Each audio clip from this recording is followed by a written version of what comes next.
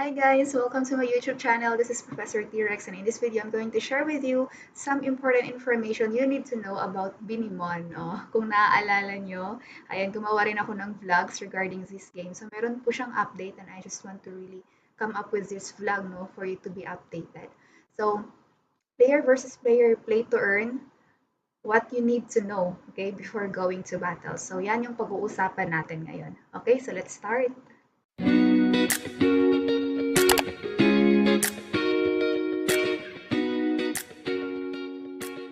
Yan, matagal-tagal na rin, no? Mula nung gumawa ako ng vlog regarding Binemon. So, sa mga nag-Binemon dyan, dahil nakita nila yung vlog ko, ayan, laban lang tayo, guys. Anyway, so, first question, no? Regarding the player versus player and play to earn. Ayan. So, ano-ano ba yung aasahan natin, no? Sa PvP na game. So, sa PvP, guys, sa player versus player ng Binemon, magkakaroon ng ranking, okay? At ito yung unang mangyayari sa game. Okay? And then, magkakaroon din ng attack-defense model. So, ano ba itong attack and defense model?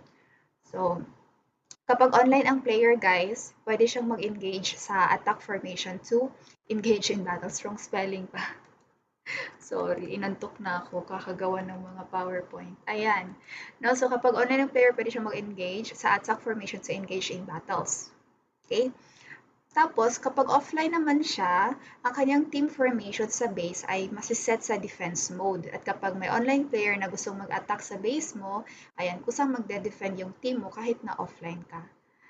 Well, does it sound so familiar? Okay, similar siya guys sa Clash of Clans. I don't know, kung nakapaglaro ka na ng Clash of Clans, alam mo na kung ano ang attack and defense mode. Actually, itong COC, ito yung pinaka-first na laro talaga na nilaro ko. And I got really addicted to it. Halos isang taon din akong naglaro dun. Pero yun lang, sayang, I tried playing again COC last year, pero iba na. Tsaka nakaka-enjoy din yung may clan ka, no? Tapos healthy yung clan. Anyway, dami kong satsat. So next, anong mangyayari kung manalo ako sa attack or defense ko? Okay, so madadagdagan ka ng rank points. Every time you win, additional rank points. Yun. Pero naman kung matalo ka, so of course, kabaliktaran, no? Mababawasan ka ng rank points. So make sure talaga maganda yung formation ng team mo kahit na naka-offline ka. Okay? So, malalaman ko ba kung sino ang nag-attack ng base ko habang offline ako? Yes, no?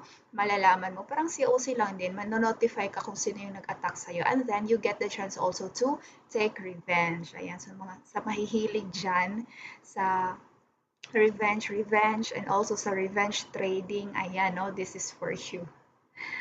So, unlimited ba yung attack ng mons ko? Well, every mon mo ay may stamina capacity. Okay? So, doon mo makikita kung ilan ang maximum number of attacks, no? Ang kaya niya within a period of time. Okay, so meron din siyang limit, guys. So, wala bang free attacks ang mons ko na makukuha? Every 5 hours, guys, madadagdagan ng 4 free attacks ang mon mo. Okay, so I guess that's good news. So, paano kung gusto ko pang maglaro pero wala ng stamina? So, pwede ka namang mag-refill ng stamina gamit ang AMB token. Okay? Token yung gagamitin natin. So, mababawasan din ba ng stamina ang mons ko sa defense mode? Well, hindi. No? So, good news kasi hindi siya mababawasan. Okay, sa play to earn feature naman tayo. Yan. So, ano yung token na makukuha mo as reward sa game? Okay, so AMB token or AM token yung makukuha natin, no? Pero sooner pa siya, wala pa siya sa market ha, pero ito yung token na ipopropose nila. Okay.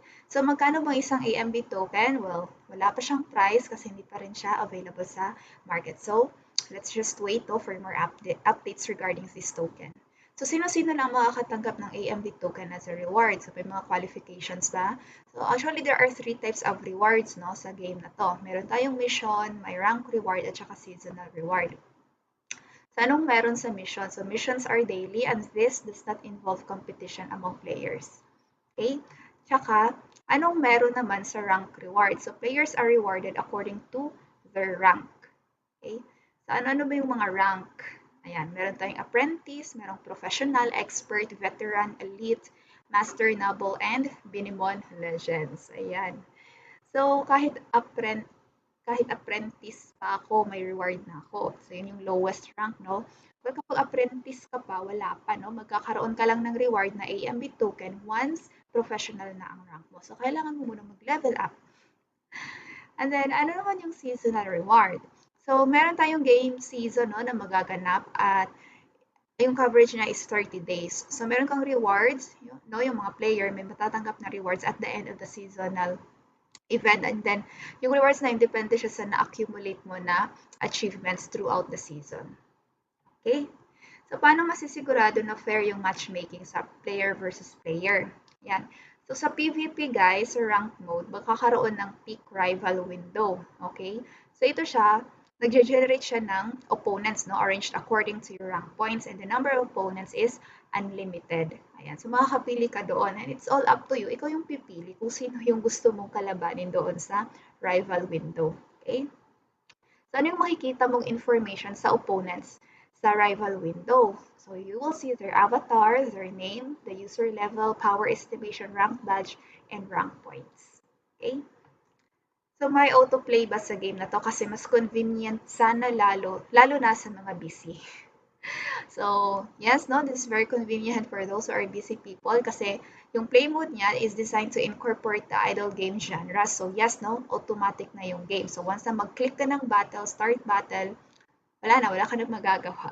Manunood ka na lang sa mons mo, no, fighting. Kaya dapat maganda ang team's combination at arrangement ng team mo kasi once battle time na, manunood ka na lang sa mons mo na makipaglaban para sa iyo. Okay? And then, paano naman yung combat ng play mode? Ayan, so magkakaroon ng turn-based no, yung kanyang play mode, which means there is a specific order and target for each turn no, during battles. So, take turns siya. Meron bang skill bar ang mons ko? Yes, okay. Meron tayong skill or mana bar ang tawag dito. So, ultimate skill will be unleashed no, once yung ating skill bar reaches its maximum. So, nice, di ba? So, may tendency ba na manalo pa rin ang team ko kahit puro aso't pusa lang sila tapos kalaban ko mga Titan at Unicorn. Di ba yan yung problema natin, lalo na sa mga nakakuha ng puros aso tsaka pusa. So, huwag kayong mag-alala kasi there is a tendency pa rin naman no, na manalo ka. Okay? So, each mon has their own stats and as we fuse them, di ba, pag nag-fuse tayo ng ating mon, sumataas yung kanilang ranks at saka yung kanilang stats. So, kung ang kalaban mo ay Team of Titan rank E, tapos sa'yo Aso't Pusa, pero rank C naman, malalakas naman yung stats mo, mas malaki pa rin ang advantage mo. Okay? And also, it depends sa strategy mo kung paano mo gagamitin yung skills mo as well as the formation of your team. Okay? So, ayan, nakadepende rin sa'yo as a player. So, pahabol na tanong, ito. Bumili kasi ako ng maraming ambrosia. I don't know who can relate with this, pero ako ang dami kong biniling ambrosia, guys. Yun na rin ba yung AMB na token? So, guys, unfortunately, hindi, no?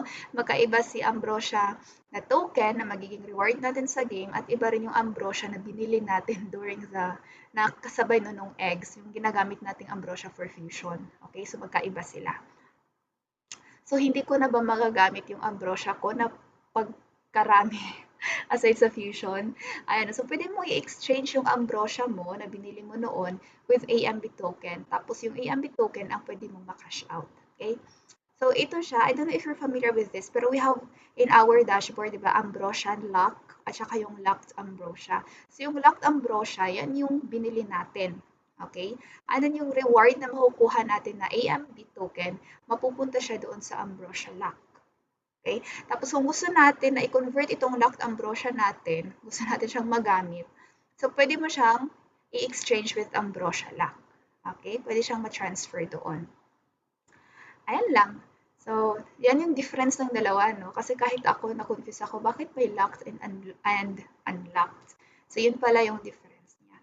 So, again, no, hindi pa po available si AMB token sa market at saka wala pa siyang price. Ayan. So, before I end this video, I just want you all to know that we have a quiz time in this video, no? Just for an assessment kung talaga bang nakinig ka sa mga sinabi ko. Okay? So what you're going to do, you have to answer the quiz in the description below. And if you get a perfect score, ayan, you will be included in the raffle.